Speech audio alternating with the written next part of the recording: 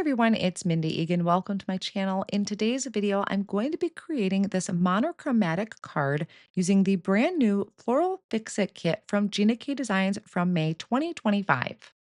We're going to be doing some stamping, stenciling, and foiling. I will have all of the supplies I'm using today linked down below in the video description and over on my blog.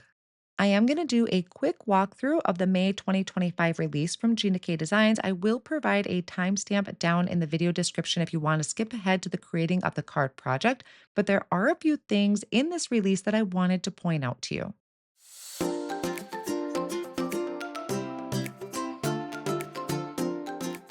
I'm going to have all of the names of the stamp sets displayed at the top for your reference, and I will provide a link to the full release down in the video description as well. And if you're new to Gina Designs, she does sell her sets either in a bundle, so it would be a stamp with the coordinating die if it has one, or individual stamp sets. You cannot purchase the dies separately.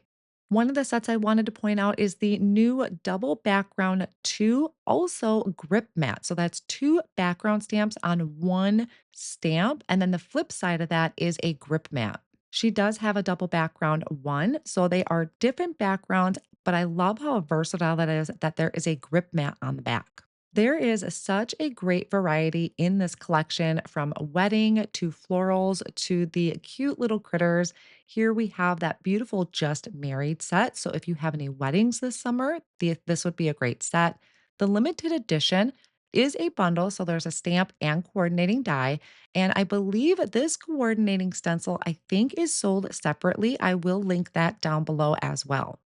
If you like to collect the silhouette images, there's this brand new Majestic Moments stamp set. So great for scene building. And then we also have something for the upcoming holidays in the United States, the Patriotic Heroes. Now, along the lines of scene building, there is a new beautiful backdrops stencil. So you can add some grass, some hills, and some clouds. And this is another set that I wanted to stop and talk to you about a little bit. This is a look at the two brand new incentive sets from Gina Designs. So, on her website, when you spend $75 or more, you are able to pick which incentive set you want.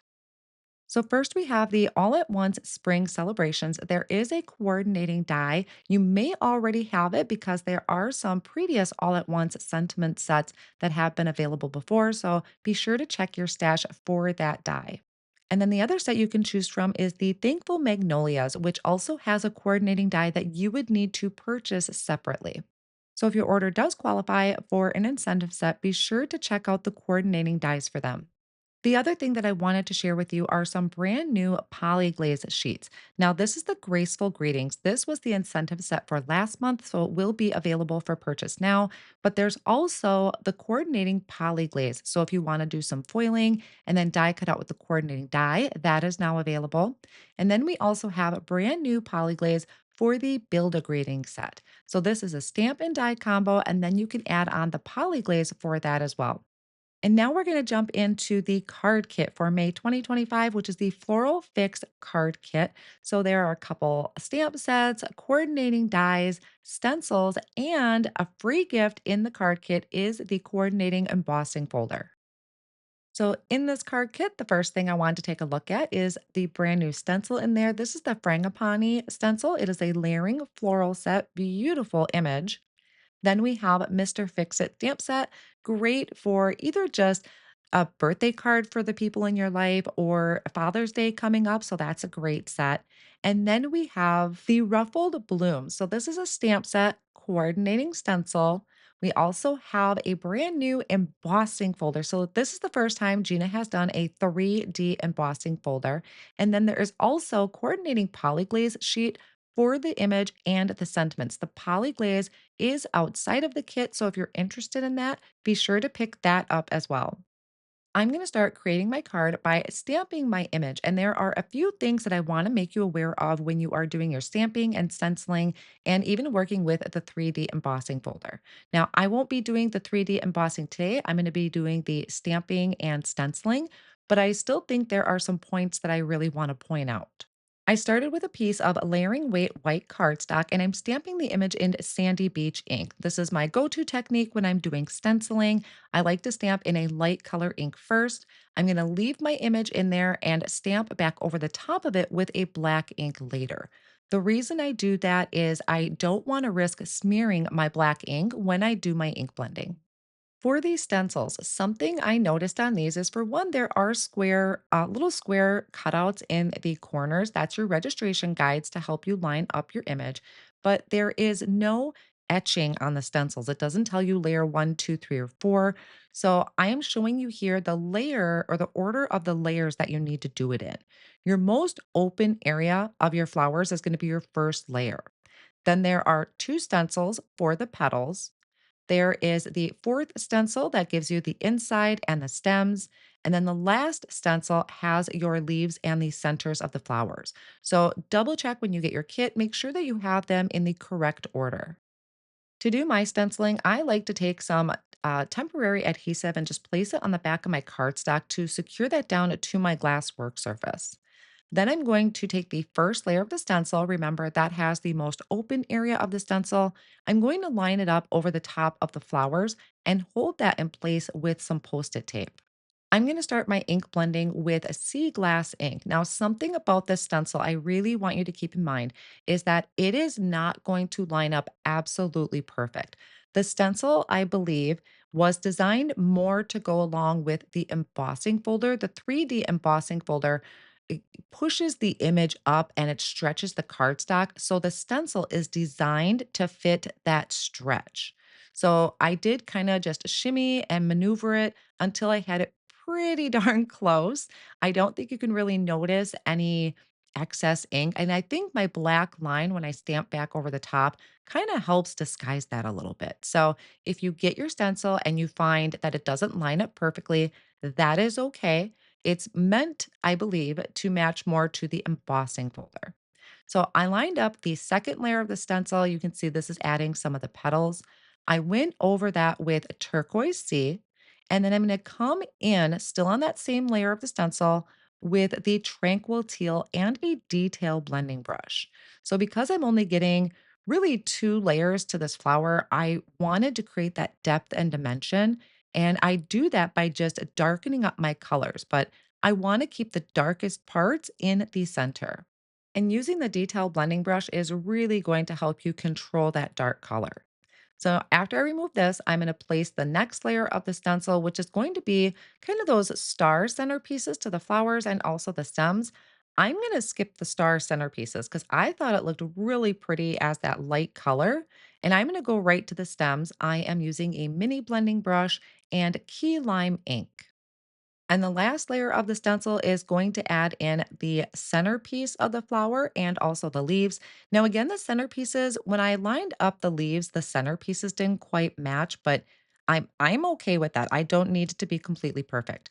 I did mask them off with post-it tape so I didn't get any ink in there. And I did the first layer of the leaves using that key lime ink. Then I'm going to come in with grass green, just kind of adding it more where it's closest to the stem or being overlapped by the flower petals. That's where I'm keeping my darkest colors. But I'm going to take that a step further and I'm going to bring in blue denim with a detail blending brush. So if you don't have three different shades of green, check your blues because blues mixed into that or over the top of green, when you do it just kind of softly and gently, you can really get a nice dark shade in there, and being that I used a blue toned flower, it's going to match perfectly. Then I will just remove my masking of the centers and I'm going to do these with a chocolate truffle. So just a really nice dark brown. I think this would also look really neat if you did the fuse foiling gel and did some foiling over the centerpieces. Now, you could just leave it as is. It kind of has that whimsical no line coloring look, but I want to add the black details back in. So I placed it back into my Misty stamping tool, making sure that it is tucked in that bottom corner where I started. And I'm inking up the image with the obsidian ink. I'm going to stamp that down and it's going to bring all of my black lines to the foreground once again. I'll then take the coordinating die, line that up, and run that through my die cut machine. And I am going to be doing some foiling. So I wanted to have a foiled sentiment. So I plugged in my fused foiling system. I hit the middle button to the third option. I'm going to let that warm up. Now, I wanted to show you these quick. These are Gina's swatch card sets. It's on my to do list. I really want to go through and swatch all of my foils. For one, I think that'd be relaxing. And two, I love having swatches. I'm taking the coordinating polyglaze sheets and I'm trimming out my sentiments that I want to use. And I'm also going to use Turquoise Sea fancy foil. So as this card was coming together is kind of when I decided it was going to be monochromatic because I don't use a lot of colored foil for my sentiments. I tend to go for more of the gold or the silver, but using the coordinating color just really ties things together so nicely. So I'm placing this in my carrier sheet. I have the poly glaze facing up, and I have the pretty side of my fancy foil facing up. Then I can run that through the fuse foiling system, let that cool for just a second or two, and then I can peel back to reveal my gorgeous foiled sentiments. Foiling is one of the hardest things to capture on camera and in video, but here I'm trying to tilt that so you can see that beautiful blue shine that these are going to have. And when I trimmed them out, I did really make sure to leave room for the coordinating die for them. So here is a good shot of having that blue on there. It's so much prettier in person. I lined up the coordinating die for both of these. I'm holding them down with a low tack tape and running them through my mini intercut machine. When you place tape over this, make sure your tape doesn't actually get on the foiled piece. Just do the die and the outside edge so you don't risk removing any of that foil. When I was doing my die cutting, I did die cut out another one of these floral arrangements so that I could layer it together. I'm just using my tape runner, but I really prefer to have that stability behind my sentiments and my images. Kind of gives it more of a chipboard feel. So I like doing that. Then I added some foam squares behind the image, and I'm going to pop this up on a piece of sea glass cardstock. I really do love having a white card panel, especially with such a colorful arrangement. But every now and then, you just have to step outside of your comfort zone, dig out that colored cardstock, and put it to use. And I thought this would be the perfect project to do that. So I have my sentiments. Again, I layered them with about 2 to 3 pieces of cardstock to give it that dimension and stability. I added foam squares to the end of the sentiment and liquid glue for the other side, the part that's going to overlap my flower. Then I'm going to bring in some clear quartz sequins and I'm going to embellish around my floral arrangement for a little shine. I just love how this came out. And honestly, when you pick something that is monochromatic, it just makes the card making process go a lot easier because you don't have to really struggle with picking out colors. I will have all of these supplies linked down below in the video description and over on my blog, along with a link to the brand new May 2025 release from Gina K Designs. I hope you all enjoyed today's card project. Thank you all so much for watching today. And here is another video I think you will enjoy.